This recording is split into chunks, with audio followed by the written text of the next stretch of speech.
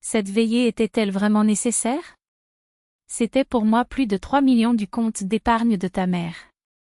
Vera Nikolaevna a claqué sa paume sur la table de la cuisine, où Elena, toujours en noir, épuisée par les funérailles, pouvait à peine lever les yeux.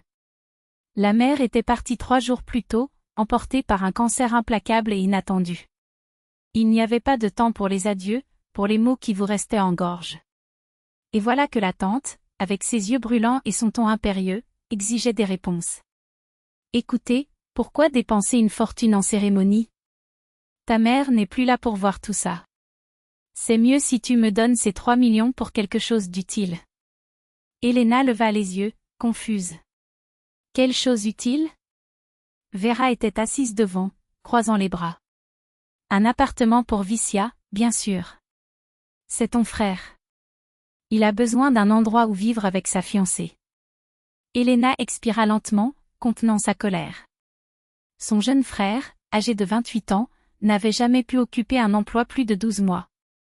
Il a disparu pendant une semaine après la mort de sa mère, apparaissant seulement à l'enterrement ivre, échevelé, la main tendue. Vera Nikolaevna, ma mère vient de décéder. Et alors? Elle voudrait que son fils ait un toit au-dessus de sa tête. Cet argent m'était laissé, en cas d'urgence. Ensuite, divisez-le, moitié pour vous, moitié pour lui. Sa mère ne l'a pas précisé dans le testament, elle a juste mis son nom car elle n'imaginait pas qu'elle partirait si tôt. Vera frappa du poing la table. Si j'avais su, j'aurais certainement inclus Vicia. Non, je ne l'aurais pas fait, répondit sèchement Elena. Elle connaissait très bien la situation. Je lui avais déjà donné de l'argent 5 fois, pour des études, pour une entreprise, pour une voiture, pour rembourser des dettes, pour se réadapter. Chaque centime a été gaspillé en boissons et en mensonges. À chaque fois, il a manipulé, promis et finalement trahi la confiance. Ma mère était fatiguée. C'est ton frère. C'est exactement pour ça qu'elle m'a laissé l'argent. Pour que je prenne la bonne décision et qu'il ne gaspille pas tout en vodka et en casino. Comment oses-tu? Il est ton sang. 30 années à prouver que le sang ne sert à rien quand on manque de responsabilité. Elena se tourna vers Andreï, qui était dans la pièce, silencieux. Dis quelque chose, mon fils. Andreï hésita. Ce n'est peut-être pas le moment, maman. La mère d'Elena vient de mourir. Il est temps maintenant, avant que cet argent ne soit gaspillé dans des sillages inutiles. C'est 3 millions, maman. Nous pourrions tous les deux aider Vicia, acheter un appartement, le meubler. Cet argent appartient à Elena. De sa mère. Ce n'est pas à nous de décider. Comment ça ne va pas? Vous êtes une famille. Tout doit être divisé. Non, Elena l'a interrompu. C'est un héritage. Non. Selon la loi, ce n'est pas vraiment une affaire de mariage. Loi. Vera renifla. La famille vaut plus que la loi. Tu dois aider ton frère. J'ai déjà aidé. Depuis 10 ans. Avec de l'argent, des contacts, trouver un emploi, payer des cliniques de rééducation. 2 fois. Rien n'a aidé. Il ne veut pas changer. C'est pourquoi ce n'est pas stable. Donnez-lui un foyer et il se calmera. Croyez-vous vraiment cela? Bien sûr. Tout le monde a besoin d'un coin. Il l'avait déjà. La maison de ma mère, où elle a vécu gratuitement pendant 28 ans, que nous avons dû vendre pour payer son traitement. Savez-vous ce qu'il a dit quand il l'a découvert? Qu'il était l'héritier de cet endroit. Et la mère? Ne pourriez-vous pas aider d'une autre manière? Non, il a juste pensé à ses atouts. Vera se tut. Il était bouleversé, c'est tout.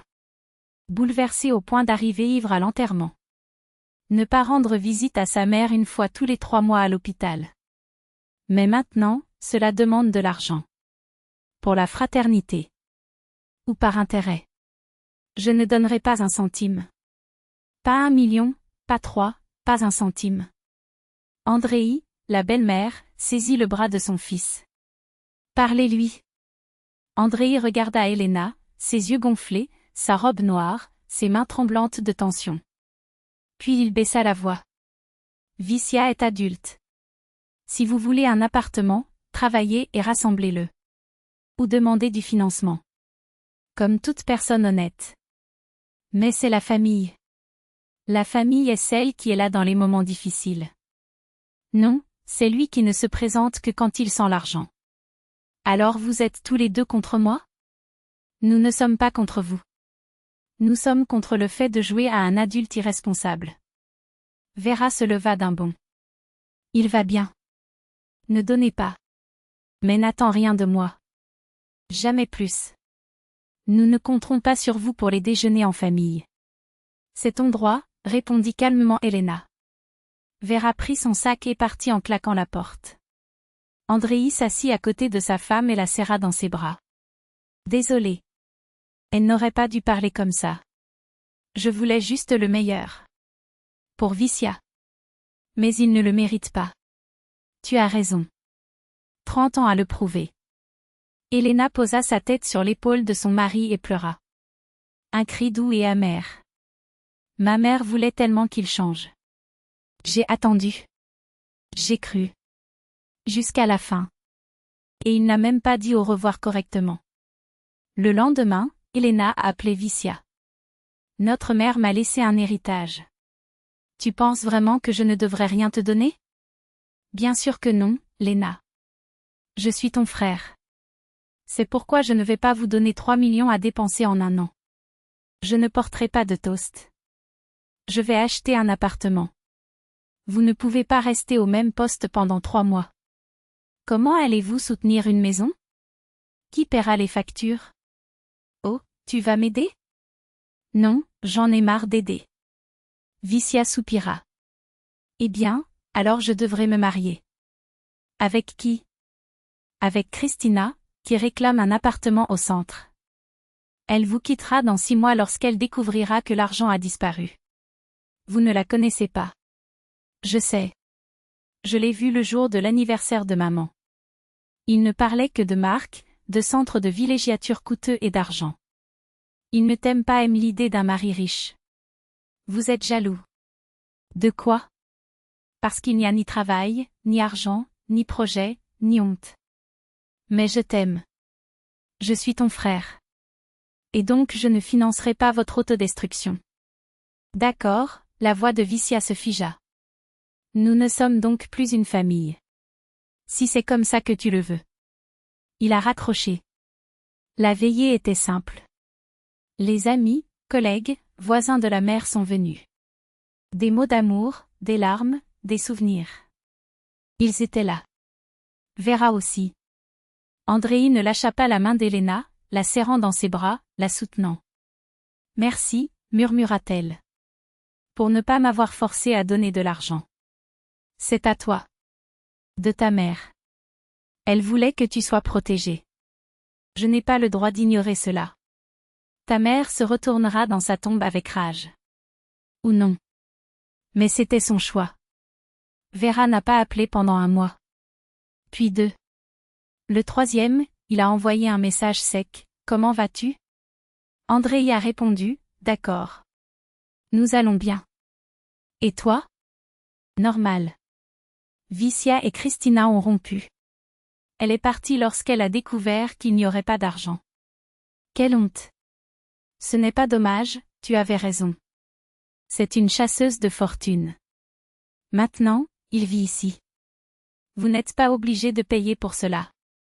C'est mon neveu, où va-t-il d'autre? Travailler. Comme tout le monde. Vera n'a pas répondu. 1 mois plus tard, il a appelé. Andréi, je peux y aller? C'est clair. Elle est arrivée à garde, vieillie. Mes excuses. Aux 2. J'ai eu tort. Je pensais aider Vicia, mais je l'ai seulement poussé plus profondément. Il n'a jamais rien appris. Maintenant, il est à la maison, ivre, et ne fait rien. Je l'ai mis dehors. Il a dit qu'il trouvait un emploi ou qu'il partait. Il est parti chez des amis. Ne s'allume pas, ne s'affiche pas. Ne vous sentez pas désolé. C'est de ma faute. Il l'a toujours gâté, lui a pardonné, lui a donné de l'argent. Tu étais plus dur. Comme j'aurais dû l'être. Tu as eu raison de ne rien dévoiler. Il aurait tout dépensé et reviendrait en demander plus. Elena a servi le thé. Vera but une gorgée, les yeux humides. Merci. Pourquoi? Pour m'avoir montré que parfois l'amour le plus dur est le seul qui sauve. Nikolaevna, je ne voulais pas être impoli avec toi. La voix de Vera tremblait, comme si les mots étaient difficiles à prononcer. Je sais. J'ai mis mon nez là où il ne fallait pas. Elena secoua la tête, ses doigts se resserrant autour de la tasse de thé désormais froide. Je n'ai pas de rancune. Tu es une bonne fille, Lenochka. Mieux que ce que je mérite. Ils n'échangèrent pas de câlins. Ce n'était pas nécessaire. Les yeux disaient tout, le pardon, la douleur, la compréhension silencieuse que seuls ceux qui aiment vraiment peuvent transmettre.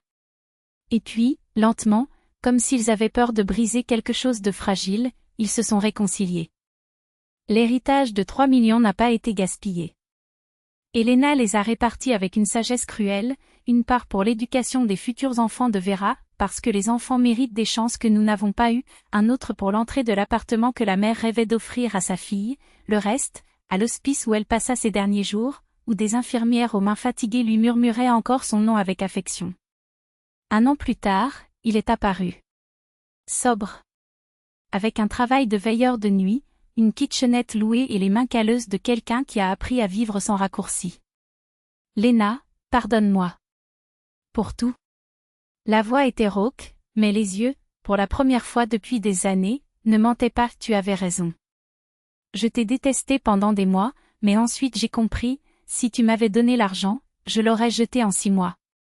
Et il reviendrait pour en redemander. J'ai donc dû ravaler ma fierté, trouver un emploi, apprendre à subvenir à mes besoins.